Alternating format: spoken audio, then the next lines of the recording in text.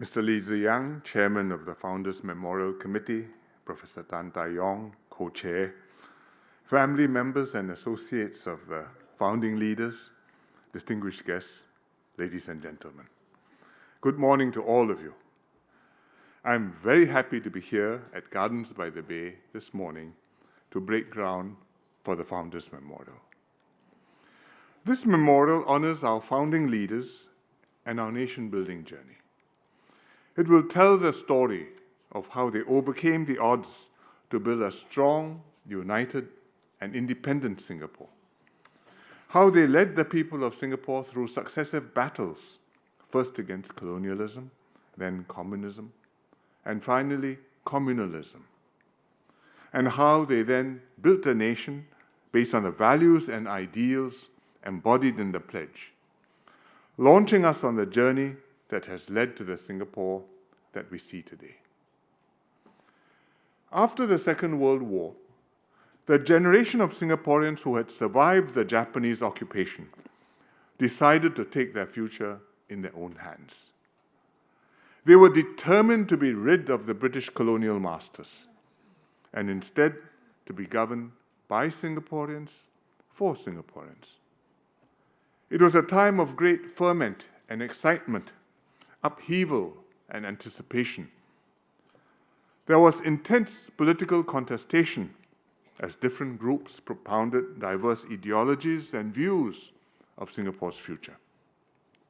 But representatives of all political parties came together in the anti-colonial struggle and settled the terms for decolonization with the British government.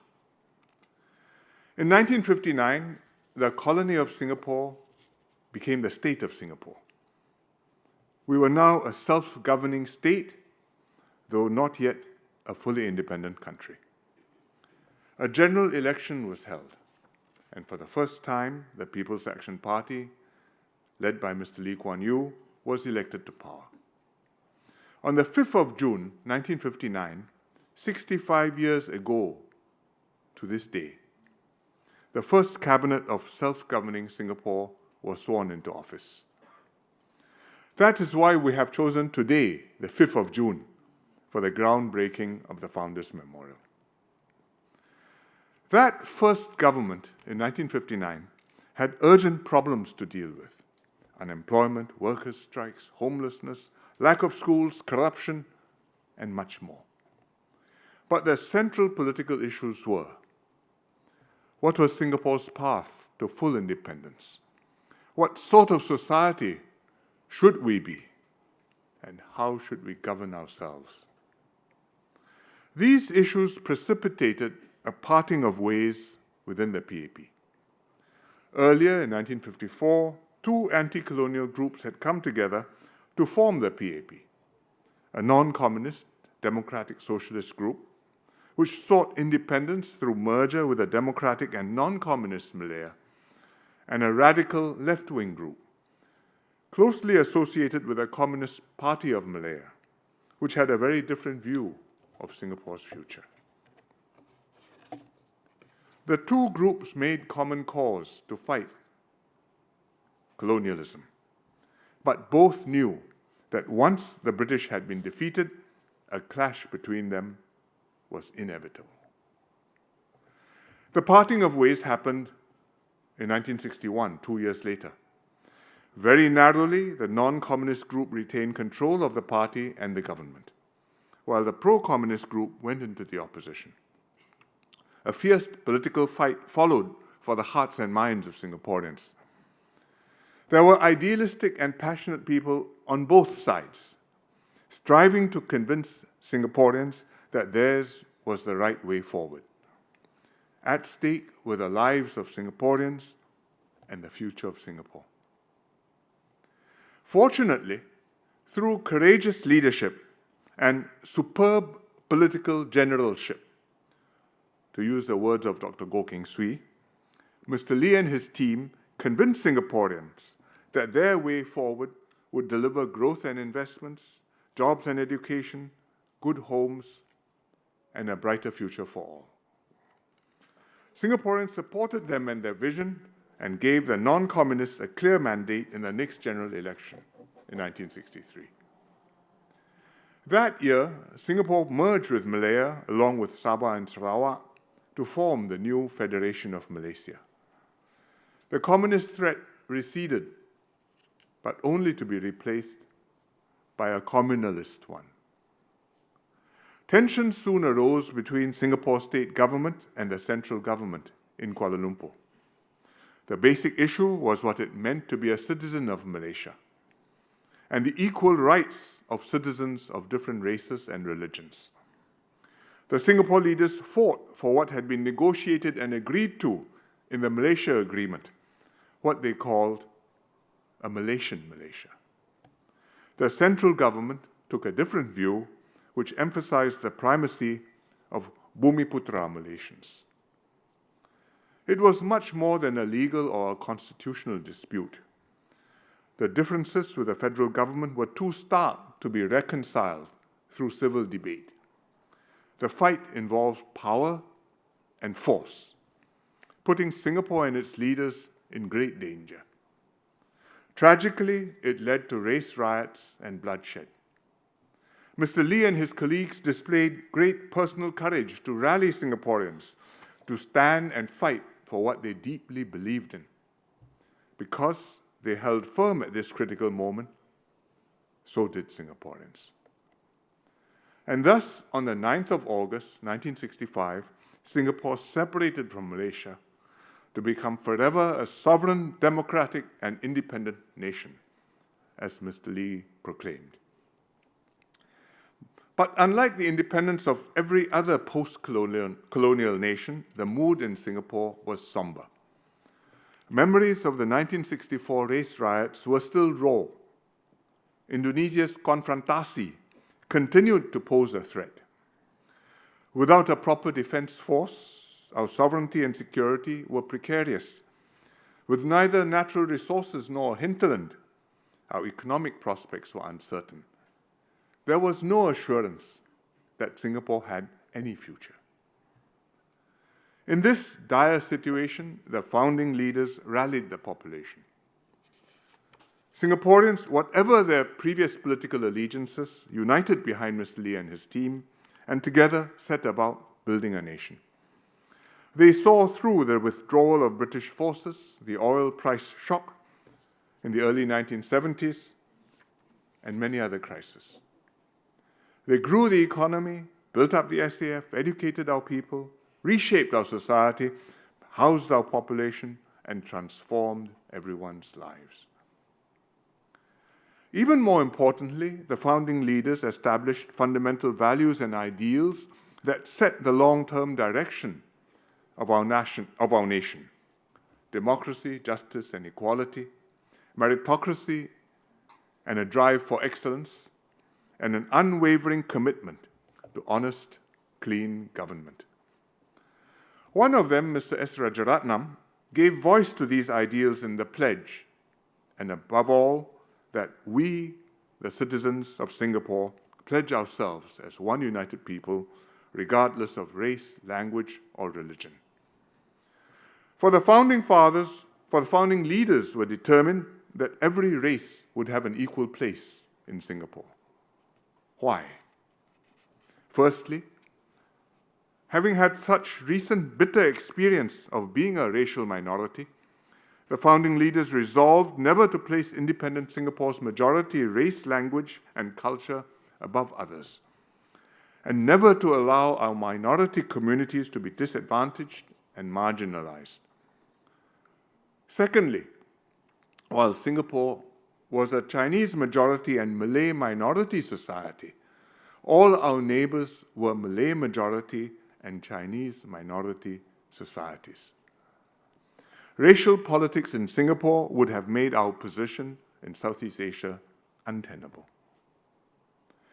Finally and decisively, the founding leaders had a profound, unshakable conviction in multiracialism. They passionately believed that this was how Singapore should be and had to be for the sake of all its citizens. As Ms. Lee Kuan Yew said on Separation Day itself, we are going to have a multiracial nation. This is not a Malay nation. This is not a Chinese nation. This is not an Indian nation. Everybody will have a place here, equal. Language, culture, religion. Guided by these values and ideals, and solidly supported by Singaporeans, the founding leaders took our nation from third world to first. There were difficult choices to make, painful trade-offs to weigh, and different views to reconcile, especially in the first decade. The founding leaders did not get everything right. But on the most important issues, they made the right choices. Singaporeans responded, and Singapore succeeded beyond their wildest dreams. Out of this shared experience of crisis and successes, sacrifices and celebrations, there emerged a Singaporean identity and a recognizable national ethos. We became a society that's open to the world, resilient and united in the face of crisis, and bold and courageous in our dreams. Ours is a unique origin story, which stands out amongst newly independent countries of the post-war era. Many former colonies became independent countries like us, but not many successfully shifted from the independence struggle to nation building, from rousing revolutionary mobilization to the patient slog of improving people's lives. Singapore did. Think about it. Had our founding leaders not fought for independence, democracy, and multiculturalism, had they faltered at any stage in the trajectory, had they been defeated in 1959 or 1963 or 1965, indeed, had they been replaced by a different group of people altogether, or had the people of Singapore not supported them at any stage of the journey, an independent Singapore would not exist. This city would not have become a metropolis, and there would be no Singapore story to tell. Our nation-building journey deserves to be commemorated and remembered. We have several memorials that mark significant events in our modern history, including the Civilian War Memorial, the Kranji War Memorial, and the Konfrontasi Memorial. At the Esplanade Park, there's a marker honoring those who participated in the struggle against the Communist Party of Malaya and supported the democratic non-communist path to independence. But we do not yet have a memorial to commemorate our nation-building journey, to tell the story of how Singapore became what it is today, and to bring to life the ideals, the impulses, and the spirit that drove our founding leaders. Now, almost 60 years after separation and 80 years after the Second World War, the time has come for us to build one.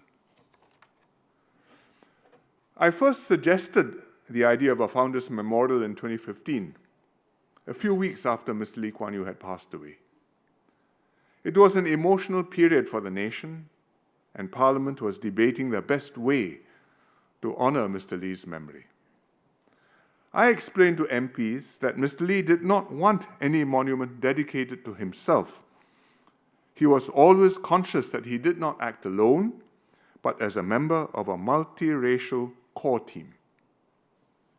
Therefore, instead of honoring Mr. Lee alone, I propose that we consider a memorial dedicated to the team of people, our founding leaders, who fought together with him and brought us here, and to the ideals, values, hopes, and aspirations that they held dear.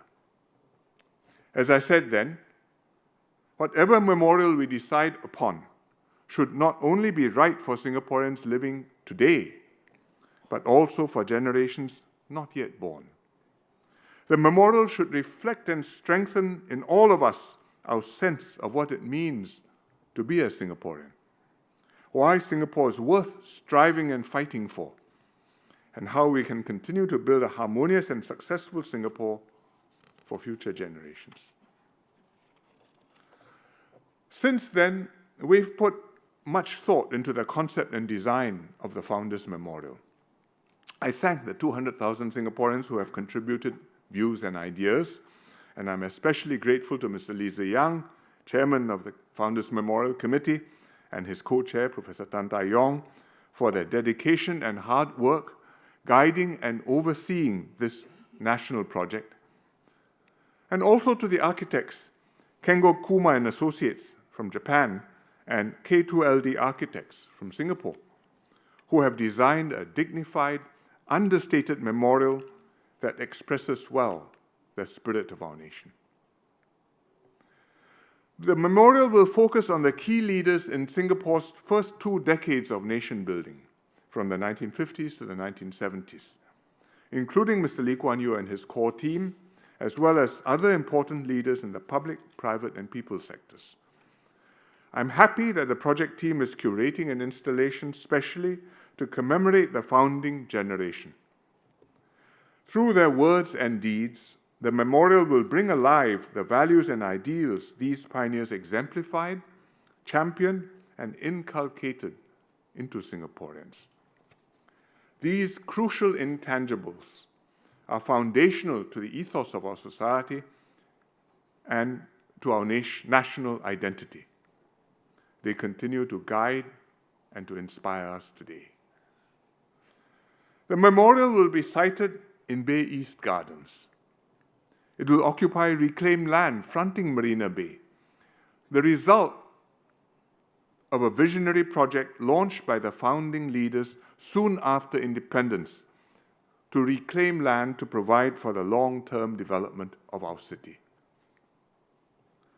As Mr. Lee said just a few months after we became independent, over 100 years ago, this was a mud-flat swamp. Today, this is a modern city. 10 years from now, this will be a metropolis. Never fear.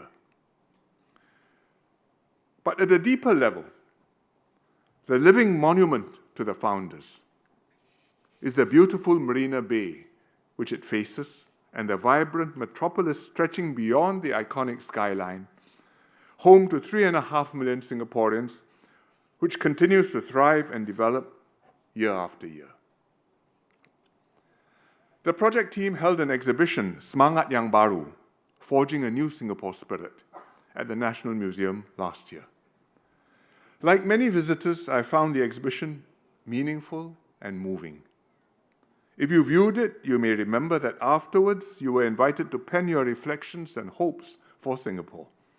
One visitor wrote, and I quote, "May the younger generations understand, appreciate, and sustain the effort of the pioneers in building a prosperous, safe, and lovely home for all Singaporeans and those who call it home." I hope this Founders Memorial will become a space where Singaporeans reflect on our ongoing nation-building journey, appreciate our precious inheritance from the founding generation, and resolve to continue building a harmonious and successful Singapore based on our foundational values and ideals for generations to come. Thank you very much.